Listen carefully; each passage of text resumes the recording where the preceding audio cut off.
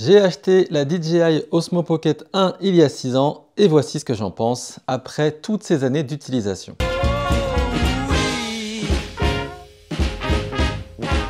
Dans cette vidéo, on va parler de la première DJI Osmo Pocket. Je l'ai utilisée depuis 6 ans comme je vous l'ai dit en intro et je vais diviser cette vidéo en plusieurs parties. Dans un premier temps, je vais vous dire ce que j'ai aimé et dans un second temps, je vais vous dire ce que je n'ai pas aimé. C'est parti. Avant tout, ce que j'ai particulièrement apprécié avec cette caméra, c'est sa taille qui est minuscule. Elle portait bien son nom au début. C'est une caméra qui est pocket. Et c'est d'ailleurs tout ça qui a perdu la Pocket 3 qui n'est plus du tout Pocket. Et donc moi je l'avais acheté à la base pour remplacer mon Canon G7X qui lui aussi est petit, mais celle-ci est encore plus petite. Autre point que j'ai aimé, c'est la stabilisation. C'est stable dès que vous l'utilisez pour la première fois, il n'y a aucun réglage à faire. On continue avec la qualité d'image que je trouvais exceptionnelle à l'époque.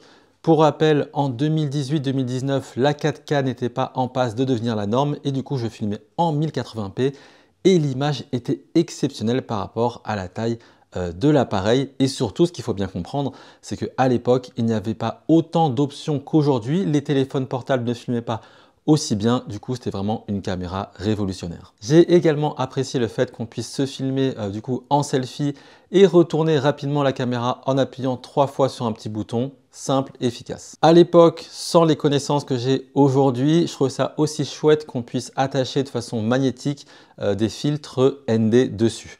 D'ailleurs, j'ai acheté un pack, mais la vérité, c'est que je l'ai utilisé qu'une seule fois parce que je trouvais pas ça très pratique. Un autre point que j'apprécie particulièrement avec la DJI Osmo Pocket 1, c'est sa batterie. Comme je vous l'ai dit au début de la vidéo, à la base, moi j'avais un Canon G7X, premier du nom, et la batterie, en fait, elle tombait rapidement. Du coup, je n'ai rapidement acheté une deuxième, et pour la DJI Osmo Pocket, je n'ai pas eu ce problème. Et je précise aussi que je filme de façon très consciencieuse. Consciencieuse, ça veut dire quoi? C'est qu'on ne laisse pas allumer sa caméra pendant 10 ans, on ne fait pas des plans qui durent 10 minutes, c'est-à-dire qu'on fait des plans rapides qui vont durer 10-15 secondes, on coupe le rec, on éteint sa caméra, etc. Et c'est comme ça qu'on arrive à préserver sa batterie le plus longtemps possible. Et d'ailleurs, j'ai découvert plus tard qu'il y avait une extension pour allonger la durée de vie de la DJI Osmo Pocket 1 et il y a également ça qui est vendu dans le Creator Pack pour la DJI Osmo Pocket 3. Mais pour moi, mon gros problème avec ce genre d'ajout, c'est que du coup, vos caméras ne sont plus pocket parce que ça rajoute 3-4 cm et du coup, ça devient un grand bâton et ça devient, je trouve, ridicule. Et enfin, le dernier point que j'ai apprécié, c'est le fait de pouvoir faire des timelapses qui bougent. Un timelapse, si vous ne savez pas ce que c'est le fait de filmer pendant longtemps et ensuite, ça ressort en accéléré. Et donc, n'importe quel appareil qui filme peut faire des timelapses fixes. Mais la particularité de la DJI Osmo Pocket et du coup de sa stabilisation sur 3 axes, c'est qu'on peut faire des timelapses qui bougent et du coup on peut notamment filmer des couchers de soleil ou alors des skylines sans avoir à être fixé sur un bâtiment particulier. On peut partir de la gauche à la droite et la caméra fait tout toute seule. La vérité c'est que c'est très pratique mais je l'ai fait que je pense moins de 10 fois.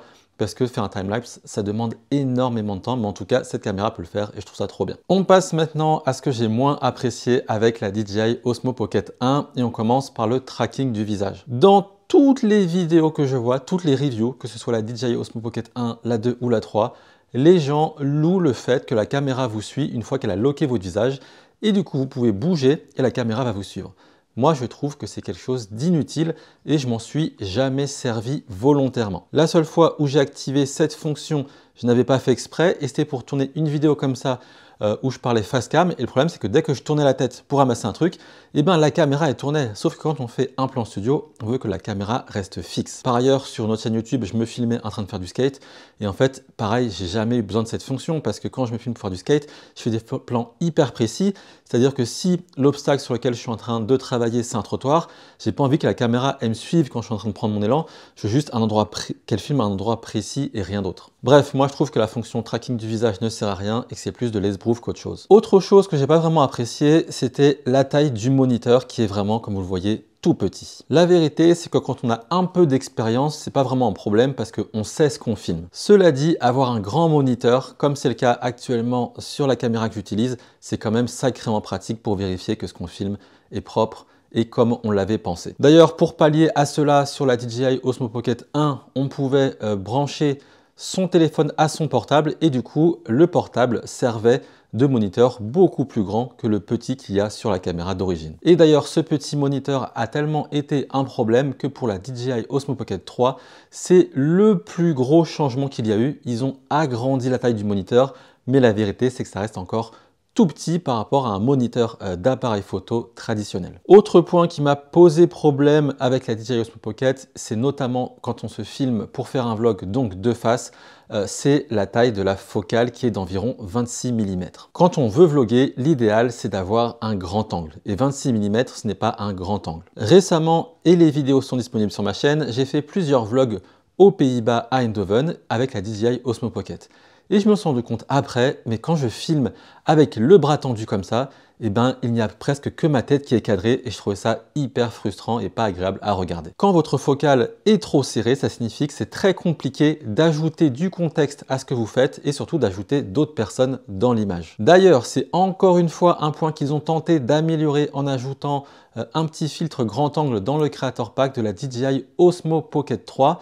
Mais ça montre bien que c'est un problème de cette caméra. Et pour pallier à ça, mon principal conseil, c'est de mettre la DJI Osmo Pocket sur un GorillaPod ou sur n'importe quel pied que vous voulez. Et comme ça va vous donner plus de recul et ainsi agrandir mécaniquement la focale, on va dire. Cela dit, je tiens à préciser que quand on filme devant soi, cela ne pose absolument aucun problème, c'est vraiment juste quand on se filme en selfie. Et au passage, c'est un point quand même très important parce que énormément de personnes achètent cette caméra pour faire des vlogs, alors qu'en vrai, elle n'est pas hyper adaptée pour ça. On continue avec ce que j'ai pas apprécié et on va parler de l'étui de la DJI Osmo Pocket. L'étui est extrêmement pratique, il est très bien fait, j'ai rien à dire sur lui, j'ai seulement mis ma caméra dans l'étui pendant 6 ans et elle n'a eu aucun problème. Non, mon problème vient du fait qu'on doit tout le temps se trimballer l'étui. Ça donne quoi? Ça donne que quand on filme, c'est très pratique de pouvoir se filmer à une main avec une Osmo Pocket, on peut tout lancer, etc. Le problème, c'est que dans ma main droite, j'ai toujours l'étui. Et du coup, je me retrouve avec les deux mains occupées. Et du coup, ça perd tout le sens principal de la légèreté et de la compacité de l'Osmo Pocket. Ce qui m'emmène à un autre problème de cette caméra, sa fragilité. Si je ne balance pas la caméra dans un sac quand j'ai fini de filmer, c'est parce qu'une fois que la caméra est éteinte, elle devient extrêmement fragile. Son gros point fort, c'est la stabilisation quand ça filme, mais quand ça filme plus, la nacelle devient très vulnérable. C'est pour ça que j'ai pris l'habitude dès le départ de garder l'étui dans ma main droite, comme ça dès que je finis mes plans, je la range et je peux la mettre dans le sac et je sais qu'elle ne craint rien. Mais bon, c'est comme tout, il y a toujours deux faces d'une même pièce. Le côté positif, c'est que ça stabilise extrêmement bien et ça prend très peu de place, mais le côté négatif, c'est que c'est très fragile par rapport à une GoPro, par exemple, qu'on peut tout simplement balancer dans son sac et on sait qu'elle ne va rien craindre. Là, une DJI Osmo Pocket, je ne l'ai jamais fait parce que je fais gaffe à mes affaires, mais je pense que si on la fait tomber d'1 mètre, elle est complètement explosée et plus rien ne fonctionne. Allez, on passe à la conclusion. Quand la DJI Osmo Pocket 1 est sortie, c'était une véritable révolution. À l'époque, les fonctions vidéo des téléphones portables n'étaient pas aussi performantes qu'aujourd'hui. Aujourd'hui, on va dire que la DJI Osmo Pocket, même la 3, est plus quelconque. Cela dit, après 6 ans d'utilisation, je trouve toujours que c'est une excellente caméra. Et quand je parle d'excellente caméra, je parle bien de la DJI Osmo Pocket 1 et éventuellement la 2. Parce que pour moi, la 3, elle est complètement sortie du but initial de la DJI Osmo Pocket, c'est-à-dire d'être pocket. La 3 est devenue beaucoup trop imposante. D'ailleurs, c'est notamment pour cette raison que je n'ai pas acheté la DJI Osmo Pocket 3, mais le Sony V1 Mark II avec lequel je filme actuellement. Mais ça fera l'objet d'une prochaine vidéo où je vais vous expliquer mon choix et encore une autre vidéo où je vais vous expliquer plus en longueur pourquoi est-ce que j'ai décidé de ne pas acheter la DJI Osmo Pocket 3. Merci d'avoir regardé cette vidéo, j'espère qu'elle vous aura plu. Si c'est le cas, pensez à mettre un petit pouce en l'air. Et puis abonnez-vous pour ne pas rater mes prochaines vidéos où je vais vous parler de la DJI Osmo Pocket 3, pourquoi je ne l'ai pas acheté et surtout pourquoi j'ai acheté la Sony ZV-1 Mark II. Allez, à la prochaine!